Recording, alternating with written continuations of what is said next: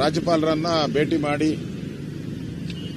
ನಾನು ಸನ್ಮಾನ್ಯ ಬಸವರಾಜ ಬೊಮ್ಮಾಯಿಯವರು, ನಮ್ಮ ಛಲವಾದಿಯವರು, ನಮ್ಮ ಜನಾರ್ದನ್ ರೆಡ್ಡಿಯವರು, ಮುನ್ರಾಜಿಯವರು, ರಘು ಅವರು,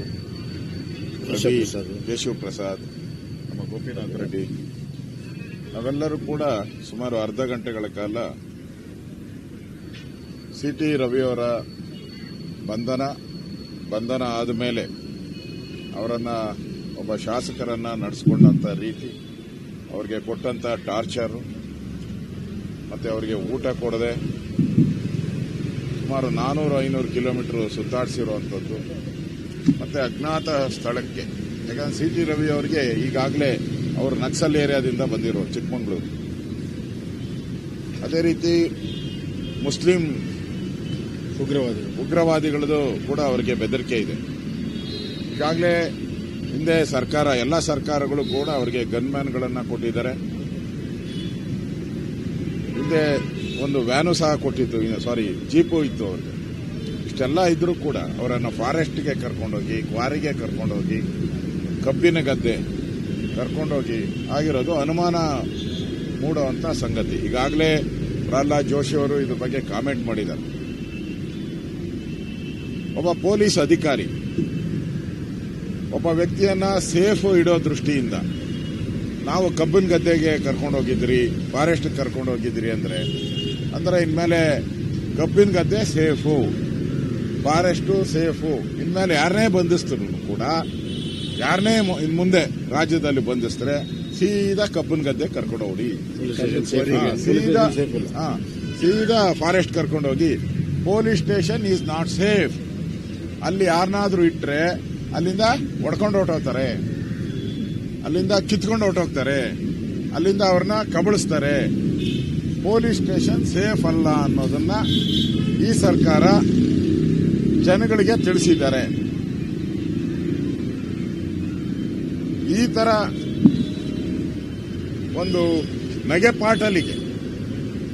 ನಗೆಪಾಟಲಿಗೆ ಇಡೋದಂತ ಸರ್ಕಾರ ಇವತ್ತು. ಗೃಹ ಸಚಿವರನ್ನ ಕೇಳಿದ್ರೆ ನಾನು ಎಲ್ಲೋಗಿದ್ದಾರೆ ಅಂತ ಮಾಧ್ಯಮದವ್ರನ್ನೇ ಕೇಳಿರೋದು ನಾನು ನೋಡಿದ್ದೆ.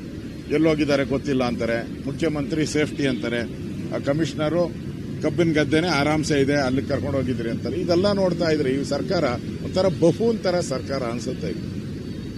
ಇಷ್ಟು ವರ್ಷದಾಗಿ ಯಾರು ಸರ್ಕಾರ ನಡೆಸೇ ಇಲ್ಲ. ಇವೆಲ್ಲವನ್ನ ಕೂಡ ಗೌರವಾನ್ವಿತ ರಾಜ್ಯಪಾಲರಿಗೆ ವಿನಂತಿ ಮಾಡಿದಿರಿ. ಅವರ ಪ್ರಾಣದ ರಕ್ಷಣೆ ದೃಷ್ಟಿಯಿಂದ ಸಿಟಿ ರವಿ ಅವರಿಗೆ ಸೂಕ್ತವಾದಂತ ಬಂದೋಬಸ್ತ್ ಕೊಡಬೇಕು. ಮತ್ತೆ ಈ ತನಿಖೆಯನ್ನ ನಿಷ್ಪಕ್ಷಪಾತವಾಗಿ ನಡಿಬೇಕು.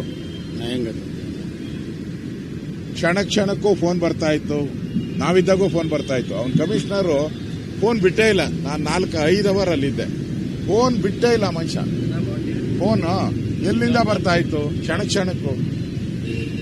ಯಾವ ಮಂತ್ರಿ ಫೋನ್ ಮಾಡ್ತಾ ಇದ್ರು, ಮುಖ್ಯಮಂತ್ರಿ ಮಾಡ್ತಾ ಇದ್ರ, ಉಪಮುಖ್ಯಮಂತ್ರಿ ಮಾಡ್ತಾ ಇದ್ರ, ಇದು ಸಾಬೀತಾಗಬೇಕು. ಈ ಸಾಬೀತಾದ್ರೆ ಈ ಕೇಸು ನಿಜಾಂಶ ಹೊರಬಡುತ್ತದೆ, ಪೊಲಿಟಿಕಲ್ ಅಲ್ಲ ಅನ್ನೋದು ಕ್ಲೀನ್ ಆಗಿ ಗೊತ್ತಾಗ್ತದೆ. ಆ ದೃಷ್ಟಿಯಿಂದ ಇದೊಂದು ನ್ಯಾಯಾಂಗ ತನಿಖೆ ಆಗಬೇಕು. ಆ ದೃಷ್ಟಿಯಿಂದ ಈಗಾಗಲೇ ನಾವು ಗವರ್ನರ್ ಅವರಿಗೆ ವಿನಂತಿ ಮಾಡಿದಿರಿ. ನೀವು ಸಂವಿಧಾನದ ರಕ್ಷಕರು, ಸಂವಿಧಾನವನ್ನ ರಕ್ಷಣೆ ಮಾಡುವಂತ ಜವಾಬ್ದಾರಿ ತಮ್ಮ ಮೇಲಿದೆ. ಒಬ್ಬ ಸಾರ್ವಜನಿಕರಿಗೆ ಸಿಟಿ ರವಿ ಒಬ್ಬ MLC ಆಗಿದ್ರೆ ಅವ್ರ ಮೇಲೆ ಈ ತರ ಆದ್ರೆ ಇನ್ನು ಸಾರ್ವಜನಿಕರ ಪಾಡೇನು? ಅದರಿಂದ ತಾವು ಸಂವಿಧಾನವನ್ನ ರಕ್ಷಣೆ ಮಾಡಿ ಇದೊಂದು ಮಾಡಲ್ ಆಗಬೇಕು. ಜನಗಳಿಗೆ ಒಂದು ಭರವಸೆ ಬರಬೇಕು. ಯಾವುದೇ ಸಾಮಾನ್ಯ ಜನತೆಗೆ ಈ ತರ ಆದ್ರೆ ಗವರ್ನರ್ ಅವರು ಬಿಡಲ್ಲ, ಸಂವಿಧಾನವನ್ನ ರಕ್ಷಣೆ ಮಾಡುವಂತ ದಿಕ್ಕಿನಲ್ಲಿ ಕ್ರಮ ಕೈಗೊಳ್ತಾರೆ ಅನ್ನೋ ಮೆಸೇಜು ರಾಜ್ಯದ ಜನತೆಗೆ ಹೋಗಬೇಕಾಗಿದೆ. ಆ ದೃಷ್ಟಿಯಿಂದ ನಾವು ಗೌರವಾನ್ವಿತ ರಾಜ್ಯಪಾಲರನ್ನ ಭೇಟಿ ಮಾಡಿ ವಿನಂತಿ ಮಾಡಿದಿರಿ. ಈ ಎಲ್ಲ ಘಟನೆ ಕರ್ನಾಟಕ ಸರ್ಕಾರಕ್ಕೆ ಒಂದು ಕಪ್ಪು ಚುಕ್ಕೆ ಆಗಿದೆ. ಅದರಿಂದ ಗವರ್ನರ್ ಅವರು ಕೂಡಲೇ ಎಂಟ್ರಿ ಆಗಿ ಇಲ್ಲಿ ಒಂದು ನ್ಯಾಯಯುತವಾದಂಥ ತನಿಖೆ ಆಗುವಂಥದ್ದಕ್ಕೆ ಆದೇಶ ಮಾಡಬೇಕು ಅಂತ ವಿನಂತಿಯನ್ನ ಮಾಡಿದ್ದೀನಿ. ಓಕೆ,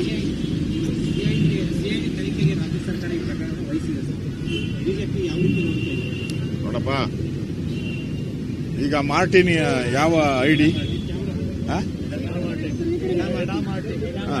ಎಡ ಮಾರ್ಟಿನೋ ಬಲ ಮಾರ್ಟಿನೋ? ನನ್ಗೆ ಗೊತ್ತಿಲ್ಲ, ಅವನಿಗೆ ಎಡನೋ ಬಲನೋ ಗೊತ್ತಿಲ್ಲ, ಯಾವ ಮಾರ್ಟಿನೋ, ಅದ್ಯಾವ ತನಿಖೆ? ಅದು ಇದೆ ತಾನೆ, ಇದೇ ಪೊಲೀಸೇ. ಮತ್ತೆ ಅದನ್ನ COD ಕೊಟ್ರೇನು, ಯಾವ ಓಡಿ ಕೊಟ್ರೇನು ಅಷ್ಟೇ. ನಾವು ಕೇಳ್ತಾ ಇರೋದು ಈ ಪೊಲೀಸರು ನಡ್ಕೊಂಡಂತ ನಡವಳಿಕೆಯಿಂದ ಒಂದು ರೀತಿ ಪೊಲೀಸ್ ಸ್ಟೇಷನ್ಗಳೆಲ್ಲಾನು ಕೂಡ ಕಾಂಗ್ರೆಸ್ ಆಫೀಸ್ ಆಗಿರುವಂತದ್ದು ಕಾಣ್ತಾ ಇದ್ದೀವಿ. ಅದಕ್ಕೆ ನ್ಯಾಯಾಂಗ ತನಿಖೆಯನ್ನ ನಾವು ಕೇಳ್ತಾ ಇರೋದು.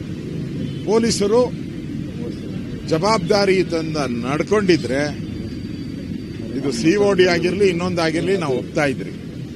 ಆದರೆ ಪೊಲೀಸರು ಜವಾಬ್ದಾರಿಯಿಂದ ನಡ್ಕೊಂಡಿಲ್ಲ, ಅದಕ್ಕೋಸ್ಕರ ನ್ಯಾಯಾಂಗ ತನಿಖೆಯನ್ನ ಕೇಳ್ತಾ ಇದ್ವಿ. ಧರ್ಮಸ್ಥಳಕ್ಕೆ ಬಂದು ದತ್ತಪೀಠಕ್ಕೆ ಬಂದು ಸಿಟಿ ರವಿ ಅವರು ಆಣೆ ಮಾಡಲಿ ಅಂತ ಲಕ್ಷ್ಮೀ ಹೆಬ್ಬಾಳ್ಕರ್ ಸವಾಲ್ ಹಾಕಿದ್ದಾರೆ. ನೋಡಿ, ಯಾರು ಸತ್ಯ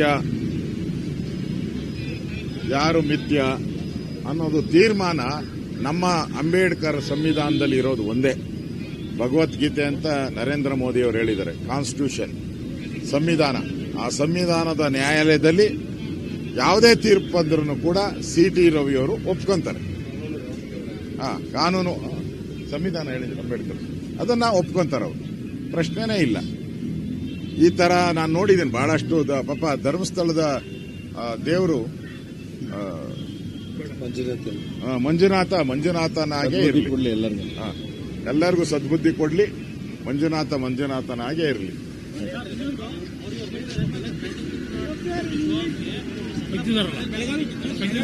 ಅದನ್ನ ಇಡೀ ರಾಜ್ಯದ ಜನ ನೋಡಿದ್ದಾರೆ. ಪೊಲೀಸ್ ಸ್ಟೇಷನ್ ಹೊಡೆದಾಗೇನೆ ಆಚೆ ಎಲ್ಲ ಟಿವಿಯವ್ರು ತೋರಿಸಿರೋದು, ನಾವೆಲ್ಲ ತೋರಿಸಿರೋದು. ಅದಕ್ಕಿಂತ ಸಾಕ್ಷಿ ಬೇಕಾಗ್ತದೆ.